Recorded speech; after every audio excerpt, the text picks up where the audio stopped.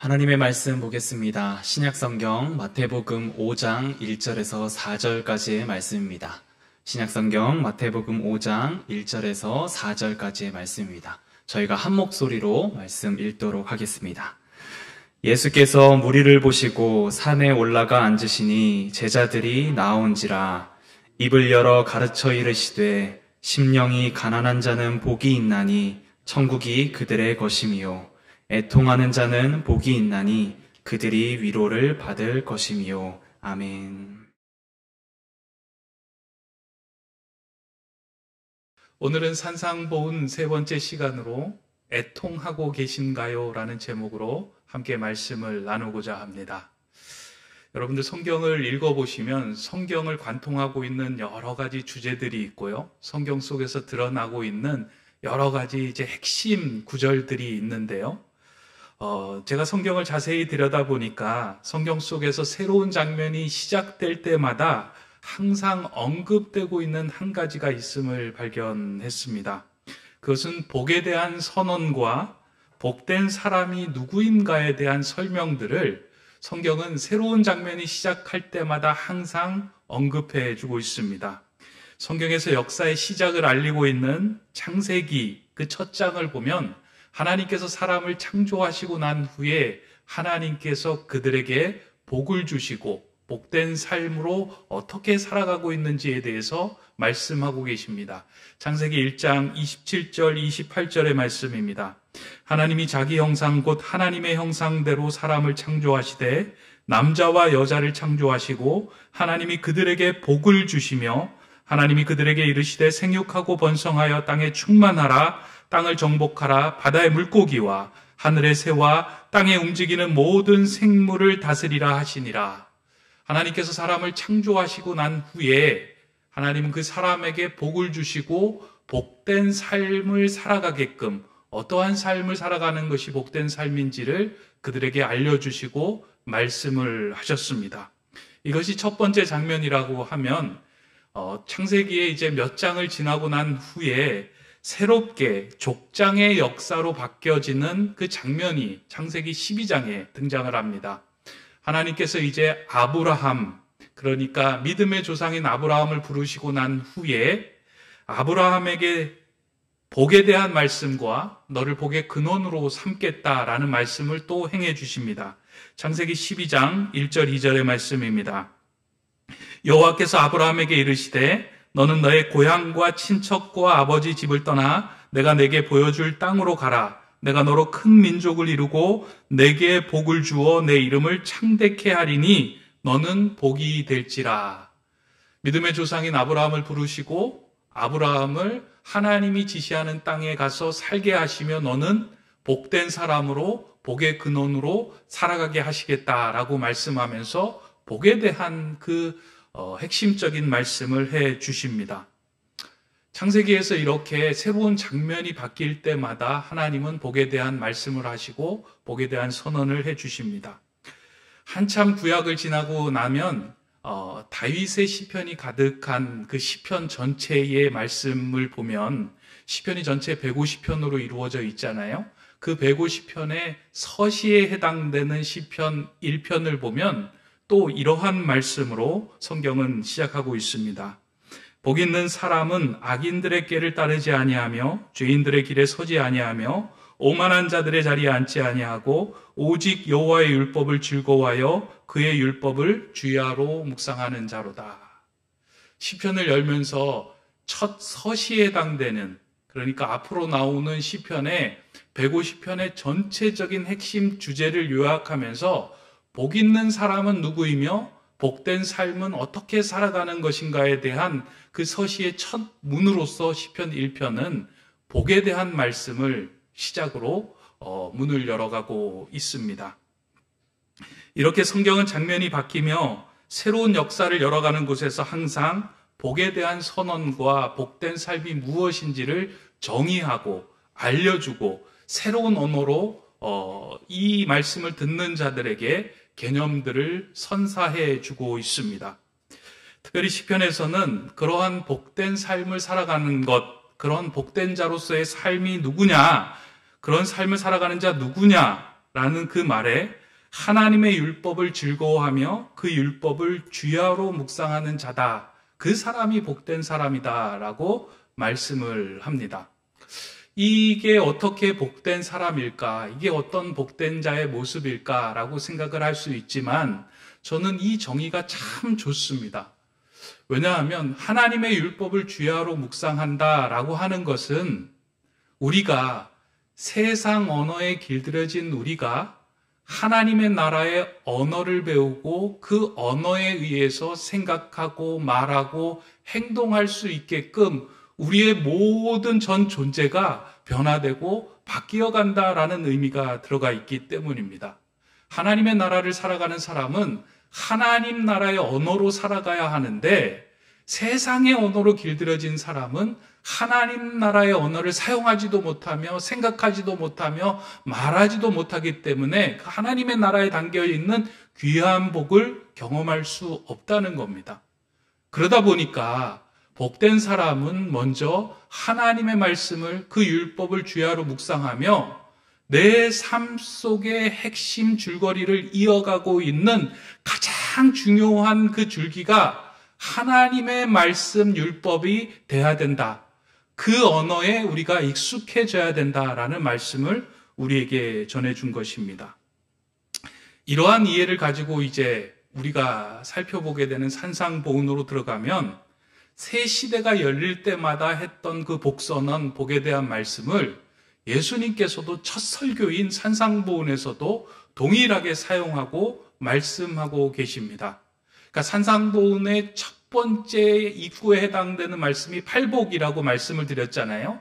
그 팔복에 대한 선언을 보면 복이 있도다 라는 말로 시작을 합니다. 그러면서 복된 자가 누구이며 복된 삶이 무엇인지를 예수님께서 그 말씀을 듣는 자들에게 새롭게 또 말씀해 주시며 그들에게 그 개념을 정의해 주고 있는 내용이 팔복의 이 첫 구절에 해당되는 말씀이라는 것입니다.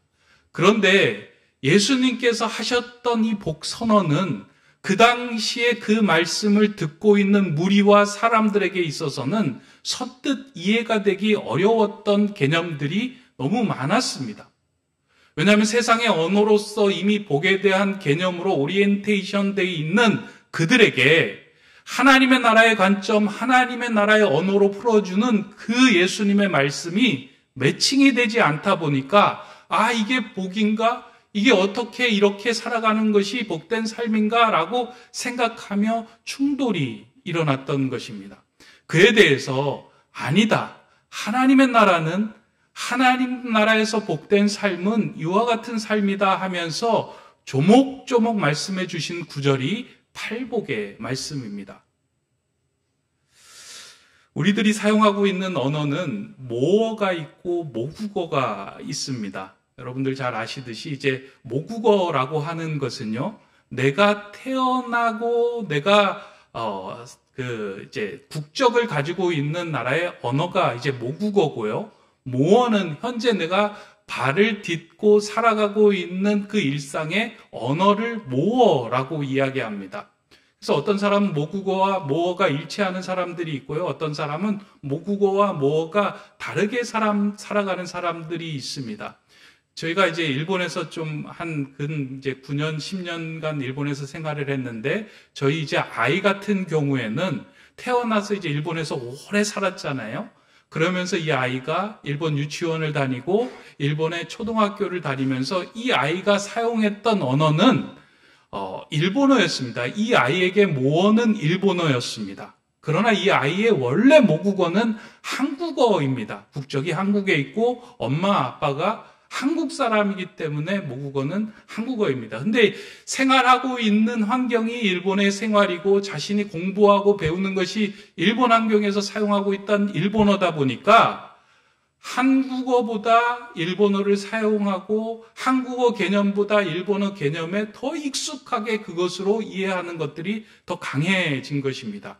만약 지금까지 일본에 살았다면 한국어를 다 잊어버렸겠다라는 생각이 들 수도 있습니다. 마찬가지로 이 땅에 발을 딛고 살아가는 사람들에게 있어서 하나님의 나라의 관점에서 하나님의 언어인 하나님 나라의 모국어로 설명하는 그 예수님의 말씀이 그 무리들에게 잘 들릴 수는 없었을 것입니다. 왜냐하면 이 세상을 풀어가는 언어들은, 이미 세상의 언어들은 우리에게 너무나도 깊이 오리엔테이션 되어 있어서 하나님의 나라의 말을 들어도 세상의 언어로 해석할 수밖에 없는 우리의 그 작동 프로그램을 우리 안에 가지고 있었기 때문입니다. 그런 것이 가장 잘 드러났던 것이 복에 대한 개념이었습니다. 성경에서 복이 있다라고 말할 때 듣는 사람들에게 있어서는 물질이 부유하고 그리고 슬픔과 애통과 가난함이 없고 기쁘고 즐겁고 행복한 감정을 느끼는 것, 이것이 복된 삶이고 행복한 삶이라고 이해하며 그것을 복이라고 생각을 한 것입니다. 그러나 예수님께서 말씀하시고 또 성경에서 하나님 나라에서 말씀하신 복의 개념은 물질적인 개념이 없습니다. 한 번도 물질의 풍성함이나 행복한 감정을 느끼는 것을 복이라고 이야기하지 않고요. 성경에서 말하는 복은 하나님과 관계이며 내 스스로 내 마음 내면을 깊이 들여다볼 때 하나님께서 나에게 이렇게 큰 은혜를 주셨구나 하면서 내 안에서 영적인 정서적인 깊은 만족감을 누리는 그 순간을 행복이다, 복된 삶이다라고 말하고 있다는 것입니다. 근데 이 개념이 혼동되다 보니까 복이 있도다라고 이야기를 할 때 그 복을 자꾸 물질적이고 이 땅에서 형통해지고 무엇인가 소유하고 누리는 것으로 생각하다 보니까 내 삶에 대해서 더 곤고해지는 생각이 든 겁니다. 이러한 상황 속에서 예수님은 그렇게 세상의 언어에 오리엔테이션 되어 있던 그 무리와 사람들을 향하여 하나하나 조목조목 이야기를 하고 있는 것이 팔복에 대한 말씀입니다. 세상의 언어는 하나님의 나라를 풀어내고 이해하기에 벅찹니다. 그러나 하나님의 나라의 언어를 익숙하게 받아들인 사람들은 하나님께서 하신 그 말씀 때문에 영적인 안정감과 영적인 풍성함을 누릴 수 있게 됩니다. 그래서 주야로 말씀을 묵상하는 자가 복된 자다, 복된 삶이다 라고 이야기하는 것이 내 인생의 곤고함과 어려움이 다가왔을 때 세상의 언어로는 해석이 되지 않는데 하나님의 말씀과 하나님의 시각과 하나님의 모국어로 풀어보니까 이 일들을 통하여 내게 주신 하나님의 은혜가 너무 크고 너무 귀한 거예요. 거기에 만족해야 하는 거예요.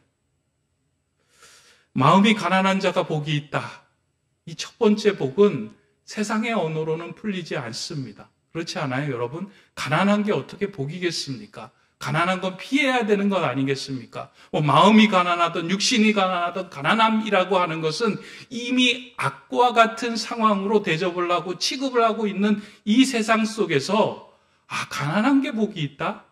이해가 되지 않습니다. 그러나 하나님의 나라의 모국어로 이 말씀을 들여다보면은요, 마음이 가난한 자가 복이 있다.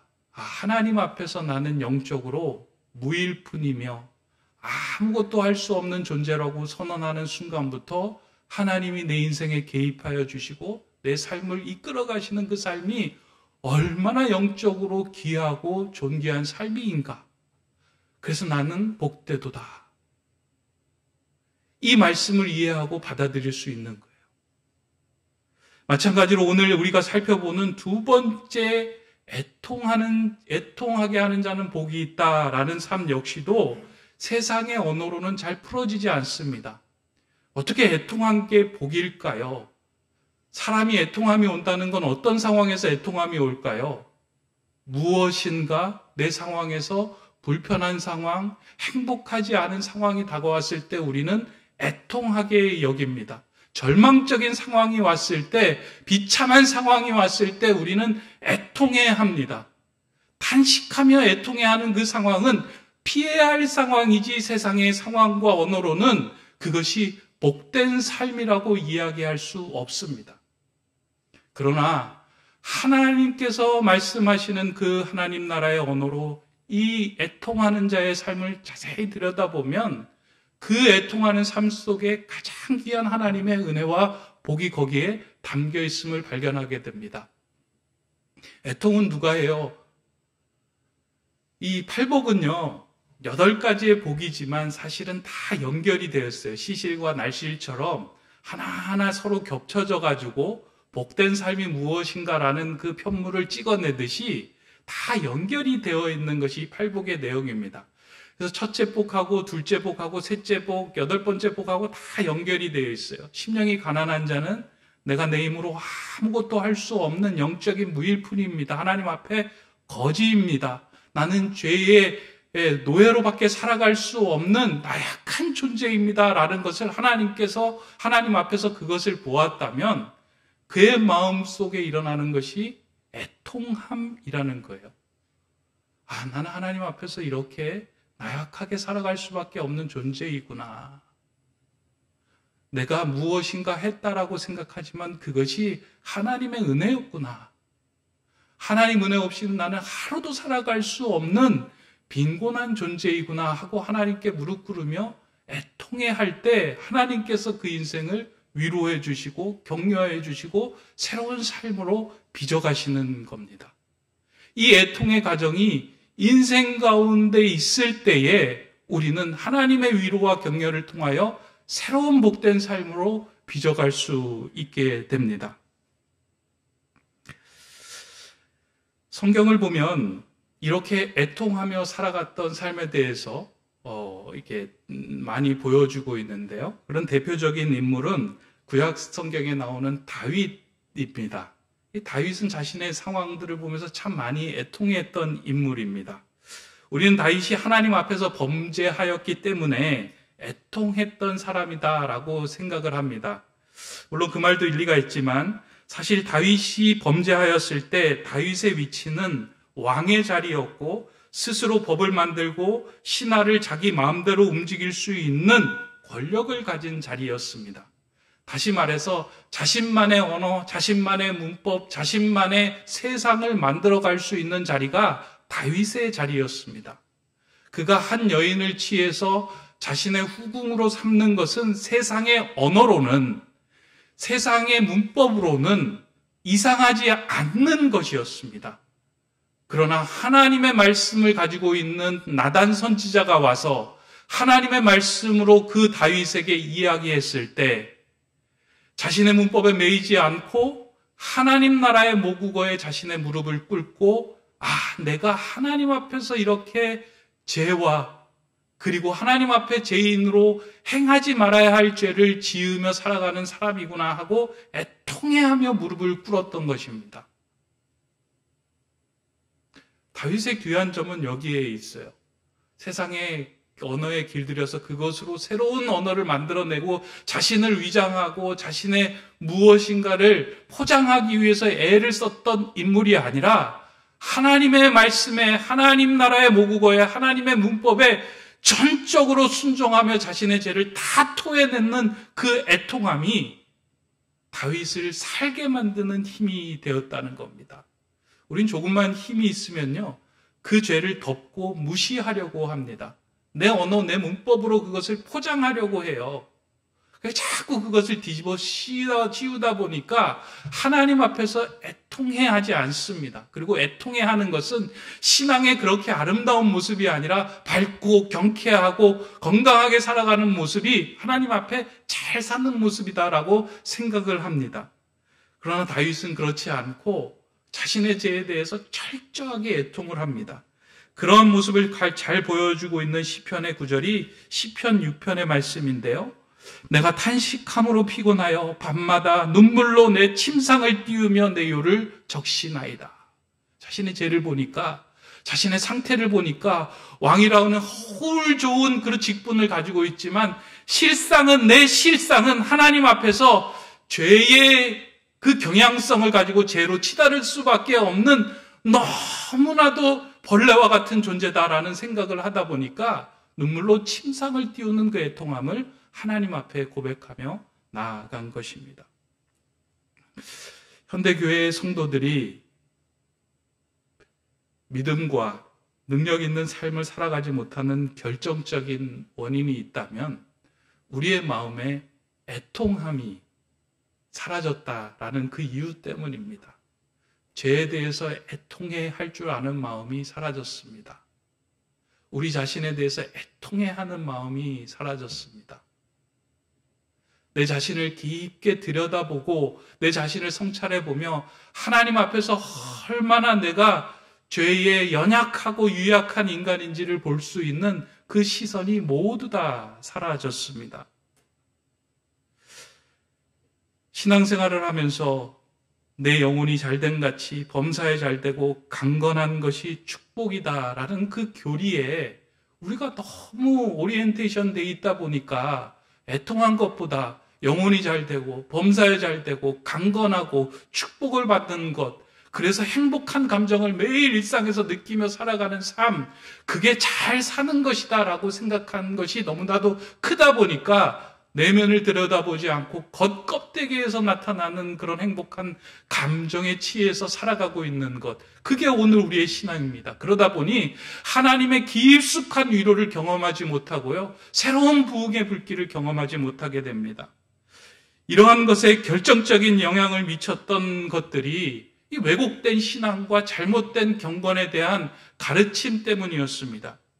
그동안 교회들이 사람들을 교회 안으로 모으기 위하여 하나님 나라의 모국어를 그들에게 가르친 것이 아니라 세상의 언어를 가지고 하나님 믿으면 너희는 가난하지도 않고 하나님 믿으면 아프지도 않고 하나님 믿으면 행복하고 건강하게 잘 살 것이다 라고 이야기를 많이 하다 보니까 그 언어에 우리가 길들여진 거예요.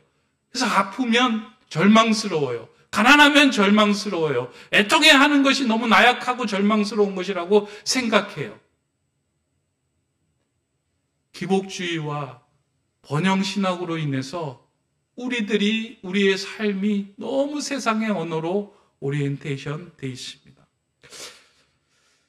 지난 주간에 뉴스에 그 신문의 기사에 많이 났던 한 목사님이 있습니다. 이 목사님이 이제 장례를 잘 치르고 난 후에 이 목사님이 하신 일에 대해서 많은 사람들이 이제 평가를 하였는데 극명하게 이제 대조적으로 두 가지로 이제 반응이 좀 나타났어요. 한 가지는 세계적으로 가장 큰 교회를 만드신 분이며 한국 사회가 어려웠을 때 성도들에게 희망을 주며 새로운 꿈을 꾸게 하신 분이다. 영적인 지도자로 탁월한 능력을 행하셨던 분이다 하는 그 평가가 있고, 또 한편에서는 하나님을 믿으면 가난함에서 벗어나고 영혼이 잘된 같이 범사에 잘되고 강건하다는 그 삼중 축복의 교리가 교회의 신앙생활을 하는 성도들로 하여금 기복주의와 번영신학으로 가게 만들게 하는 아주 그 역할을 하였다라는 그 평가가 같이 이제 공존을 하는 것을 보았습니다. 기복주의와 번영신학은 세상의 언어로 하나님 나라를 살아가려고 하는 마음입니다. 근데 결코 그 언어는 하나님 나라에 통하지 않습니다. 기복주의와 번영신학으로는 하나님 나라를 소유하거나 하나님의 위로와 참된 영적인 내면의 기쁨을 경험할 수 없습니다. 다 날아가 버리고 휘발성처럼 다 우리가 어느 순간에 다 날아가 버리고 마는 것들입니다. 그런데 기독교 역사 속에서 보면 하나님의 나라가 확장이 되고 하나님의 은혜와 위로가 임하는 자리는 세상에서 부유하게 되고 더 많은 권력을 가지는 자리에서 일어난 것이 아니라 자신의 죄와 내면을 깊게 들여다보며 자신의 빈곤함을 보고 애통하는 자리로부터 새로운 역사가 시작이 되고 삶이 바뀌어졌습니다. 한국교회가 부흥의 시발점을 이야기할 때 1907년 평양에서 일어났던 그 장대현 교회 집회, 부흥 집회라고 이야기를 합니다. 그렇게 하는 이유가 있는데요. 그 집회에서 이제 목사님께서 설교를 다 하시고 난 후에 많은 성도들이 기도하고 있는 그 자리에서 나중에는 목사님이 되셨지만 그 당시에는 이제 장로님이셨던 길선주 장로님이 많은 사람들이 기도하던 중에 그 자리에서 일어나서 자신의 죄를 많은 사람들 앞에서 고백을 합니다. 자신을 신뢰하던 친구가 임종시에 자신의 가족을 좀 지켜줄 것을 부탁하고 요청을 하면서 미화 100불을 이제 길선주 장로에게 맡긴 것입니다. 근데 그 미화 100불을 잡고 자신이 사적으로 유용하게 되었다라는 것을 깊이 애통하면서 많은 사람들 앞에서 내가 아간입니다 라고 이야기하며 참회하는 이야기를 그 자리에서 꺼냅니다.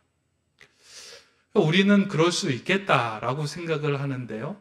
사실 이렇게 하나님과 성도들이 모인 자리에서 자신의 죄를 드러내며 애통해하는 것은 쉬운 일이 아닙니다. 그 다음부터 사람들 얼굴 보는 게 쉬운 일이 아니고요. 다른 사람들의 손가락질, 저 사람 사기꾼이야, 친구의 돈을 뺏었던 사람이야 라고 손가락질 받을 것을 막 세상의 언어로 생각하다 보면 그 이야기를 하는 것이 너무나도 두렵습니다. 그러나 하나님 앞에서 정직하게 자신을 들여다보며 그 내면을 성찰하고 살펴볼 때는 그 애통함이 있기 때문에 그 길선주 장로님이 그 모든 것들을 무릅쓰고 그 자리에서 자신의 죄를 다 고했던 겁니다. 근데 그 죄를 고하고 애통하는 그 은혜로운 그 자리를 통하여 한국 교회가 부흥이 되고 또 길선주 장로님을 또 새로운 역할을 감당하는 목사의 삶으로 하나님께서 빚어주시고 위로하셨습니다.